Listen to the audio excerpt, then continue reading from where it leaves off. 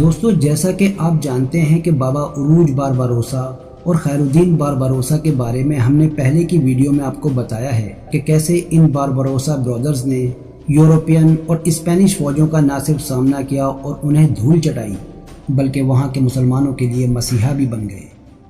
اور story go down کی آج کی اس ویڈیو میں ہم دیکھیں گے بابا عروج بارباروسا کی آگے کی بائیوگرافی کو۔ دوستو، اگر آپ ہمارے چینل پر نئے ہیں تو چینل کو سبسکرائب کر کے بیل آئیکن کو دبائیں تاکہ آنے والی ہر نئی ویڈیو آپ تک آسانی کے ساتھ پہنچ سکے۔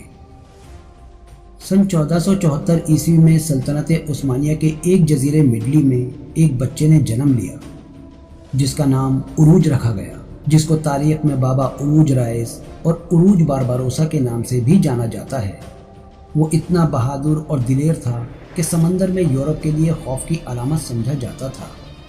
بات اس وقت کی ہے جب سلطان محمد فاتح نے سن 1462 عیسوی میں مڈلی کو فتح کر کے وہاں ترکوں کو بسا دیا، اور انہی ترکوں میں عروج کے والد یعقوب آغا بھی شامل تھے، اور اسی جزیرے پر عروج کی پیدائش بھی ہوئی تھی۔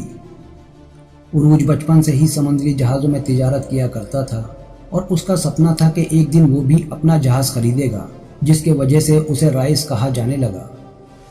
عروج کی داڑھی سرخ تھی، جس کی وجہ سے اسے بارباروسا کا لقب ملا، اور اس کے بعد یہ لقب اس کے بھائی خیر الدین کو ملا۔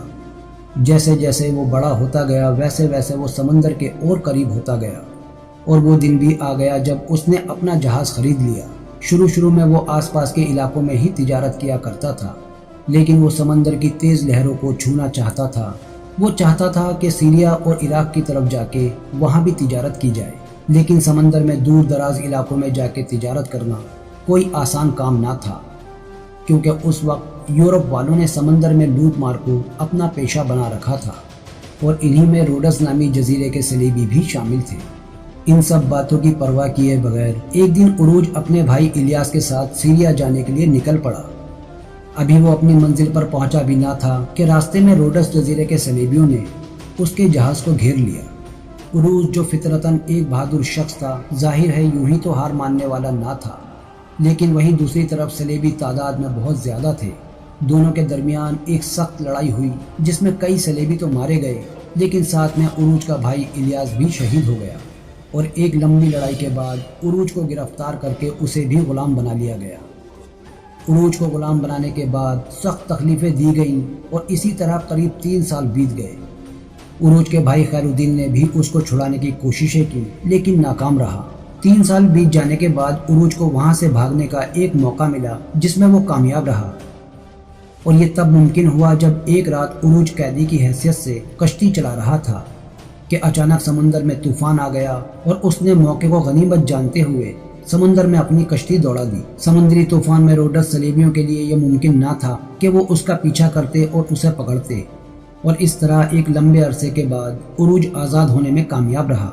اور آزاد ہونے کے بعد عروج رائس پہلے والا عروج نہیں رہا تھا، کیونکہ اسے اپنے ساتھ ہونے والے ہر ظلم یاد تھے۔ وہ عروج جس کا مقصد سمندر میں گھومنا اور تجارت کرنا تھا، اب اسی عروج کا مقصد سلیبیوں کو جہنم پہنچانا بھی بن گیا تھا۔ اور روڈس جزیرے سے فرار ہونے کے بعد عروج انطالیہ پہنچا، جہاں اس کی ملاقات ایک تاجر علی سے ہوئی جو اسے پہلے سے ہی جانتا تھا۔ تاجر علی نے اس کو اپنی کشتی کا کیپٹن بنا دیا۔ ابھی کیپٹن بنے کچھ ہی عرصہ بیتا تھا کہ ایک پیغام عروج رائس کو ملا جو مصر کے سلطان کی طرف سے تھا، اور اس خط میں عروج کو مصر آنے کی دعوت دی گئی تھی۔ جب عروج سلطان مصر کے پاس پہنچا تو وہاں اس کا استقبال بہت ہی شاندار انداز میں کیا گیا۔ سلطان نے عروج کو اپنے ایک سمندری بیڑے کی کمان سونپی جس میں اسے 40 سمندری جہاز دیے گئے۔ جب عروج اپنے جہازوں کو لے کر نکلا تو روڈس جزیرے کے سلیبیوں کو خبر مل گئی کہ عروج 40 جہازوں کے ساتھ سمندر میں اتر چکا ہے، اور تبھی روڈس جزیرے سے عروج کے قتل کرنے کا فرمان جاری کر دیا گیا۔ بے خبر عروج کو نہیں پتا تھا کہ سلیبی اس کے انتظار میں بیٹھے ہیں۔ وہ تو اپنے جہازوں کو بحر ہند کی طرف لے جا رہا تھا کہ اچانک سے اس کے جہازوں پر روڈس کے سلیبیوں نے حملہ کر دیا۔ اس بار بھی سلیبی تعداد میں بہت زیادہ تھے، اور یہ دیکھتے ہوئے عروج نے اپنے جہازوں کو سلطنت عثمانیہ کے ایک جزیرے پر اتار دیا۔ اس سے عروج اور اس کے ساتھیوں کی تو جان بچ گئی، لیکن وہ اپنے جہازوں کو نہ بچا سکا۔ اس کے بعد عروج دوبارہ انطالیہ کی طرف روانہ ہو گیا، جہاں اس نے اپنی تاریخی کشتی بنوائی اور اپنا رخ روڈس جزیرے کی طرف کر لیا۔ یعنی روڈس کے خلاف ایک اعلان جنگ شروع ہو چکا تھا۔ عروج رائس ان صلیبیوں پر حملہ کرتا اور غائب ہو جاتا، اور یہ حملے اتنے سخت اور زیادہ ہونے لگے کہ روڈس والے سمندر میں جانے سے ڈرنے لگے۔ عروج رائس کا خوف دن بدن روڈس جزیرے پر بڑھتا جا رہا تھا۔ اس کے بعد عروج کو قتل کرنے کے لیے روڈس جزیرے کے استاذ اعظم نے ایک فوج روانہ کی۔ بالآخر ایک بندرگاہ پر عروج رائس کی کشتیاں صلیبیوں کو نظر آ گئیں۔ عروج رائس اس حملے کے لیے بھی بالکل تیار نہ تھا، لیکن وہ اپنے لوگوں سمیت وہاں سے صحیح سلامت نکلنے میں کامیاب رہا۔ اس حملے میں عروج اور اس کے ساتھیوں کی جان تو بچ گئی، لیکن اس کی مشہور زمانہ کشتی کو صلیبی اپنے ساتھ روڈس لے گئے، جہاں باقاعدہ اس کی نمائش کی گئی۔ اپنی کشتی کو کھونے کے بعد عروج نے اپنے ایک دوست پیالی بائی سے مدد مانگی، جو سلطنت عثمانیہ کے شہزادے کرکد کا ساتھی تھا۔ عروج رائس کی شہرت کسی سے چھپی نہ تھی، اس لیے پیالی بائی اور خود شہزادے کرکد نے عروج کو 2 بڑی کشتیاں دیں، جس کے بعد عروج ایک بار پھر سمندر میں اتر گیا، اور پھر سمندر میں اترتے ہی عروج یورپ کے سمندری لٹیروں پر ایک کے بعد ایک حملہ کرنے لگا۔ کئی چھوٹی بڑی جنگیں لڑیں، جس میں عروج فتح حاصل کرتا گیا، اور جس میں وینس کے جزیروں سے لڑائی بہت اہم رہی، جس میں عروج نے نہ صرف ان کو شکست دی بلکہ وینس کے جہاز اور مال و دولت کو بھی اپنے قبضے میں لے لیا۔ اور اس کے بعد عروج اپنے شہر مڈلی پہنچا، جہاں سے اس کا بھائی خیر الدین بھی اس کے ساتھ ہو گیا۔ عروج کی شہرت اس وقت اور بھی زیادہ بڑھ گئی جب بغیر کسی لالچ کے عروج نے اسپین کے مظلوم مسلمانوں کو وہاں سے بچا کر افریقہ میں بسایا۔ اس کے لیے عروج کو اکثر اسپینش فوج کا سامنا بھی کرنا پڑا، اور یہی وہ وجہ تھی جس کی وجہ سے انہیں بابا عروج کا لقب ملا، جو اسپین کے مسلمانوں نے انہیں دیا تھا۔ بارباروسا برادرز نے نہ صرف روڈس اور اسپین کے جزیروں کو نشانہ بنایا تھا، بلکہ فرانس، اٹلی، جنیوا، ہالینڈ اور اس طرح کی کئی کنٹریز تھیں جو ان کے حملوں سے محفوظ نہ تھی، جس کی وجہ سے بارباروسا یورپ میں خوف کا دوسرا نام سمجھا جاتا تھا۔ یورپین دیشوں نے بارباروسا سے نپٹنے کے لیے ایک اتحاد کیا، جس میں انہوں نے 10 سمندری جہاز جنگ کے لیے روانہ کیے۔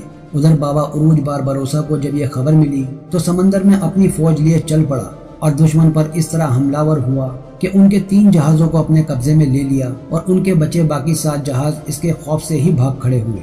لیکن بابا عروج یہی رکنے والا نہ تھا، وہ ان جہازوں کا پیچھا کرتے ہوئے بجایا کہ اس قلعے تک پہنچ گیا جہاں ان جہازوں نے پناہ لی تھی۔ اس قلعے پر اسپینش ایمپائر کا قبضہ تھا، اور کافی تعداد میں اسپینش فوج یہاں موجود تھی، لیکن عروج نے بغیر کسی پرواہ کے قلعے پر حملہ کر دیا، اور یہ قلعہ فتح ہونے کے قریب ہی تھا کہ اسپینش فوج نے قلعے کے اندر سے توپ کا ایک زوردار حملہ کیا، جس میں بابا عروج سخت زخمی ہو گیا، اور اتنا زخمی کہ اس کا ایک ہاتھ بھی کاٹنا پڑا۔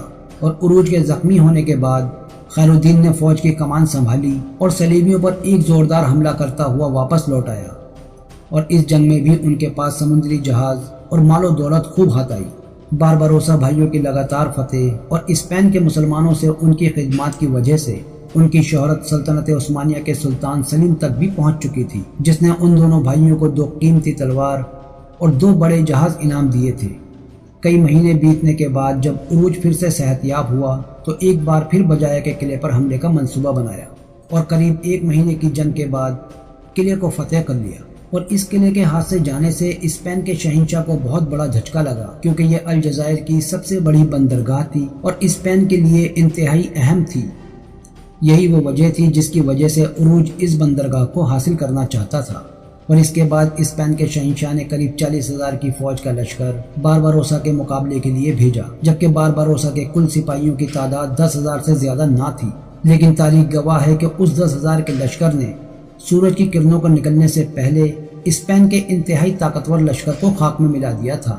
لیکن یہاں یہ بات جاننا بہت ضروری ہے کہ اسپینش ایمپائر اس وقت ایک بہت بڑی طاقت تھی جسے بارباروسا کے ہاتھوں شکست ہو چکی تھی، اور عروج کی طرح اس کا بھائی خیر الدین بارباروسا بھی پیچھے نہ تھا۔ اس نے بھی الجزائر کے کئی علاقوں کو فتح کیا جن پر اسپین نے اپنا قبضہ کر رکھا تھا۔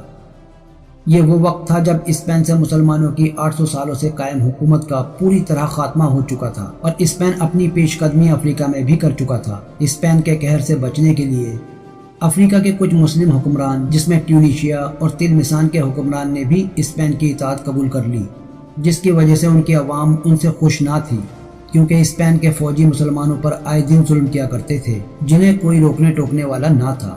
ٹیونس کی عوام نے اپنے امیر اور اسپین کے ظلم سے تنگ آ کر بابا عروج کی طرف مدد کا پیغام بھیجا، اور ساتھ ہی یہ بھی کہا کہ ہم آپ کو اپنا سلطان تسلیم کرتے ہیں، آپ آ کر ہمیں اس ظلم سے نجات دلائیں۔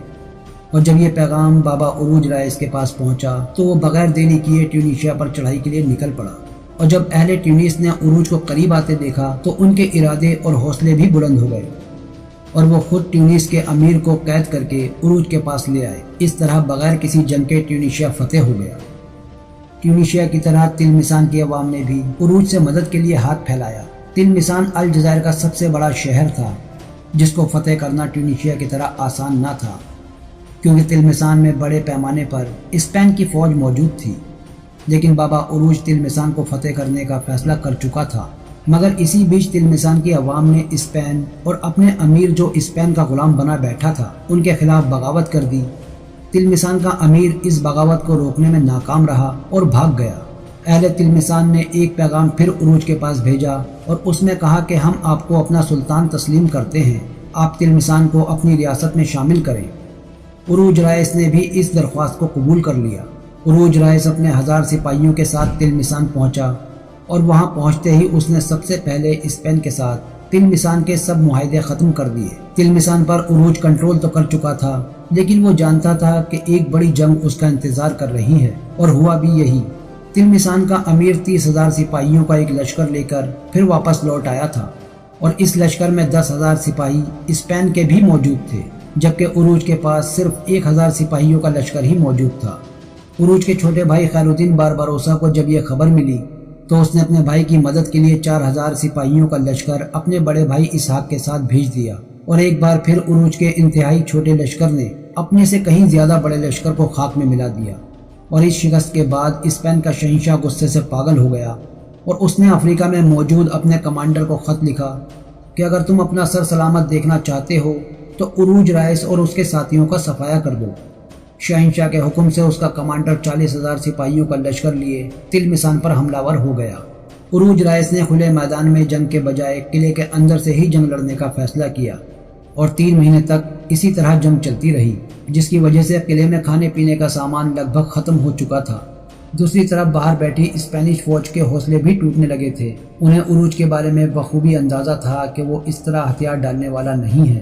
تب انہوں نے ایک پلان کے تحت عروج کو قلعے سے باہر نکالنے کے لیے امن کا پیغام بھیجا، جس میں کہا گیا کہ اگر آپ قلعہ ہمارے حوالے کرتے ہیں تو ہم آپ کو ہتھیاروں سمیت یہاں سے صحیح سلامت جانے دیں گے۔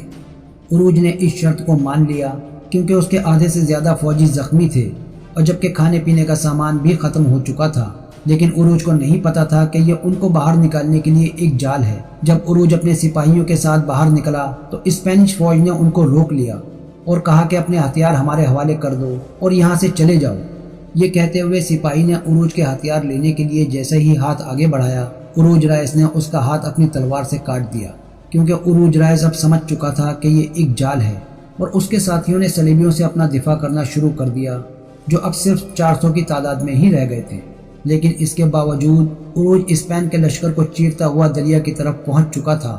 عروج رائس نے اپنے آدھے سے زیادہ سپاہیوں کو دریا پار بھی کروا دیا تھا، جبکہ پیچھے رہ جانے والے چند سپاہیوں کا سامنا اسپین کے ایک بڑے لشکر سے تھا۔ عروج رائس جو دریا پار کرنے ہی والا تھا کہ اس کے سپاہیوں نے اسے مدد کے لیے پکارا۔ عروج کا دل اپنے سپاہیوں کو صلیبیوں کے رحم و کرم پر چھوڑنے پر راضی نہ ہوا، جس کی وجہ سے وہ پلٹ گیا اور لڑتے لڑتے شہید ہو گیا۔ اور خیرالدین بارباروسا اپنی کتاب میں لکھتے ہیں کہ وقت کا تقاضا تو یہ تھا کہ میرا بھائی عروج رائس وہاں سے نکل جاتا اور الجزائر آ کر اپنی فوج جمع کرتا اور اپنے شہید سپاہیوں کا بدلہ لیتا، لیکن میرے بھائی کو جب ان سپاہیوں نے پکارا تو اس سے رہا نہ گیا۔ عروج رائس اپنے سپاہیوں کو اپنے بچوں کی طرح پیار کرتا تھا، جو اس نے اپنی جان دے کر دکھا بھی دیا۔ عروج کے لشکر میں اکثر تعداد ان لوگوں کی تھی جنہیں اس نے اسپین سے نکال کر افریقہ میں بسایا تھا، اور یہ وہ لوگ تھے جو عروج کو بابا عروج کہتے تھے۔ دوستو، ویڈیو کیسی لگی ہمیں کمنٹ میں لکھ کے ضرور بتائیں، اور ویڈیو کو زیادہ سے زیادہ شیئر کریں، لائک کریں، اور ہمارے چینل کو سبسکرائب کر کے بیل آئیکن کو دبائیں، تاکہ اسی طرح اچھی ویڈیو اب تک آسانی کے ساتھ پہنچتی رہیں۔